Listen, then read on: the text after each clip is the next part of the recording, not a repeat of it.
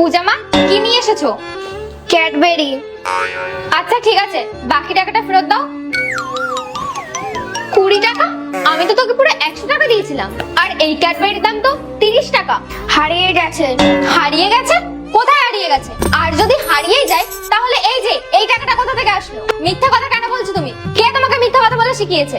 এইসব তোমাকে কে শিখিয়েছে? আমার দিকে হাত কেন দেখাচ্ছ? আমি তোমাকে চুরি করতে শিখিয়েছি?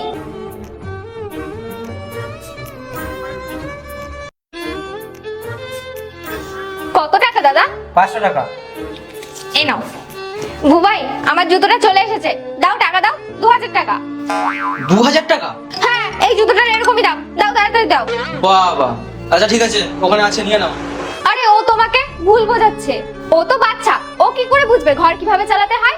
আর আমার ঘরের কিছু এক্সট্রা জিনিস লাগতো, ওই জন্য তোমার কাছ থেকে আমি একটু বেশি টাকা নিয়েছিলাম। পরের বার থেকে টাকা লাগলে আমার কাছে চেয়ে নেবে, বুঝেছো?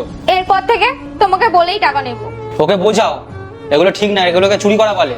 এরকম যদি বাইরে করে তাহলে তো মান সম্মান সব চলে যাবে।